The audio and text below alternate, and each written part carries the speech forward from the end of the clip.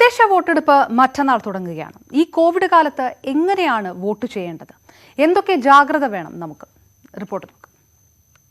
ചരിത്രത്തിൽ ഇന്നുവരെ നമ്മൾ ശീലിച്ചിട്ടില്ലാത്തൊരു വിധത്തിലാണ് നമ്മൾ ഇത്തവണ വോട്ട് ചെയ്യാൻ പോകുന്നത്. അതുകൊണ്ട് തന്നെ പല വിധത്തിലുള്ള ആശയക്കുഴപ്പങ്ങളും സന്ദേഹങ്ങളും നമുക്കുണ്ടാകും. കൃത്യമായിട്ട് അടയാളപ്പെടുത്തിയിട്ടുള്ള ഇടങ്ങളുണ്ടാകും. ആ അടയാളപ്പെടുത്തിയിട്ടുള്ള ഇടങ്ങളിൽ കൃത്യമായിട്ട് ക്യൂ നിൽക്കുക. മാത്രമല്ല, മാസ്ക് ഇത്തവണ നിർബന്ധമാണ്. മാസ്ക് ഇല്ല എങ്കിൽ വോട്ട് ചെയ്യാൻ കഴിയില്ല. സാധാരണ നമ്മൾ കരുതാറുള്ളതുപോലെ തന്നെ തിരിച്ചറിയൽ കാർഡുകൾ, അത് വോട്ടേഴ്സ് ID ആകാം, ആധാർ കാർഡ് ആകാം, പാസ്പോർട്ട് ആകാം, ഡ്രൈവിംഗ് ലൈസൻസ് ആകാം, ഇത്തരത്തിൽ ID കാർഡുകളുമായി നമ്മൾ ചെല്ലുന്നു. അങ്ങനെ ചെന്ന് കഴിഞ്ഞാൽ ആദ്യം ശ്രദ്ധിക്കേണ്ട കാര്യം എന്ന് പറയുന്നത്, ബൂത്തിൽ കയറുന്നതിന് മുൻപ് നമ്മുടെ കൈകൾ നമ്മൾ അണുവിമുക്തമാക്കണം. അണുവിമുക്തമാക്കാനുള്ള പ്രത്യേക സൗകര്യം, സാനിറ്റൈസ് ചെയ്യാനുള്ള പ്രത്യേക സൗകര്യം അവിടെ ഉണ്ടാകും. അണുവിമുക്തമാക്കുന്നു. അതിനുശേഷം നമ്മുടെ തിരിച്ചറിയൽ രേഖ നമ്മൾ കാണിക്കുന്നു, ഉദ്യോഗസ്ഥരെ കാണിക്കുന്നു. ആ ഉദ്യോഗസ്ഥർ തിരിച്ചറിയൽ രേഖകൾ പരിശോധിക്കുന്നു.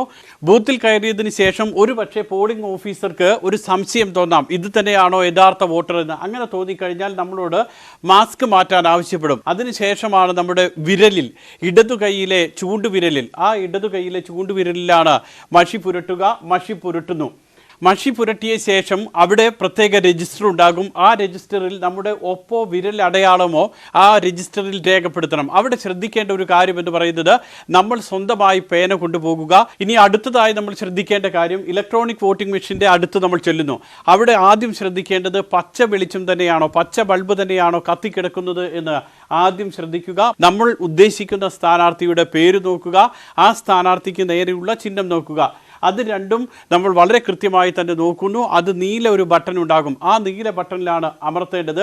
നീല ബട്ടണിൽ അമർത്തി കഴിഞ്ഞാൽ പിന്നീട് സംഭവിക്കുന്നത്, പച്ച ബൾബ് അണയും. പച്ച ബൾബ് അണഞ്ഞിട്ട് ചുവന്ന ഒരു ലൈറ്റ് തെളിയും. ആ ചുവന്ന ലൈറ്റ് തെളിയുന്നതോടുകൂടി തന്നെ ഒരു വലിയ ബീപ്പ് ശബ്ദവും, നീണ്ട ബീപ്പ് ശബ്ദം കേൾക്കും. ആ ബീപ്പ് ശബ്ദം കേട്ടാൽ മാത്രമാണ് നമ്മുടെ വോട്ട് രേഖപ്പെടുത്തിയെന്ന് ഉറപ്പിക്കുന്നത്. ഓർക്കുക, നമ്മുടെ കൈകൾ പുറത്തേക്ക് ഇറങ്ങുമ്പോഴും കൈകൾ സാനിറ്റൈസ് ചെയ്യണം, അണുവിമുക്തമാക്കണം. അതിനുശേഷം നമ്മൾ വീട്ടിൽ ചെല്ലുന്നു. വീട്ടിൽ ചെന്ന് കഴിഞ്ഞാൽ സാധാരണ പോലെയല്ല, ഇത്തവണ നമ്മുടെ മാസ്ക് നമ്മൾ ഉപേക്ഷിക്കണം, കൈകൾ അണുവിമുക്തമാക്കണം. ധരിച്ചിട്ടുള്ള വസ്ത്രങ്ങൾ വീട്ടിൽ കയറുന്നതിന് മുൻപ് തന്നെ അത് കൃത്യമായ ഒരു സ്ഥലത്ത് അലക്കാനൊക്കെ ഇടുന്നതായിരിക്കും കൂടുതൽ ഉചിതം എന്ന് പറയുന്നത്. ഏതായാലും ഇത്തരത്തിലുള്ളൊരു ജാഗ്രത ഇത്തവണ നമുക്ക് അത്യാവശ്യമാണ്.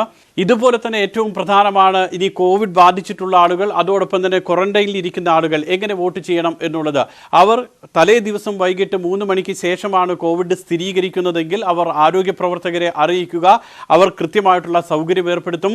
ഇനി കോവിഡ് ബാധിതരായിട്ടുള്ള ആളുകൾ അല്ലെങ്കിൽ ക്വാറന്റൈനിൽ ഇരിക്കുന്ന ആളുകൾ, അവർക്കും പ്രത്യേക സൗകര്യം ഏർപ്പെടുത്തിയിട്ടുണ്ട്. തലേ ദിവസം 3 മണിക്ക് ശേഷമാണ് കോവിഡ് സ്ഥിരീകരിക്കുന്നതെങ്കിൽ അവർക്ക് നേരിട്ട് പോളിംഗ് ബൂത്തിലെത്തി വോട്ട് ചെയ്യാം. അവസാനത്തെ 1 മണിക്കൂറാണ് അതിനുള്ള സൗകര്യം ഏർപ്പെടുത്തിയിട്ടുള്ളത്. PPE കിറ്റ് ധരിച്ചാണ് അവർ വോട്ട് ചെയ്യാൻ പോകേണ്ടത്. അതീവ ജാഗ്രതയിലാണ് ഈ അസാധാരണ കാലത്തെ വോട്ടെടുപ്പിന് നമ്മളൊക്കെ തന്നെ തയ്യാറെടുക്കുന്നത്. കൂടുതൽ ശ്രദ്ധിക്കുക.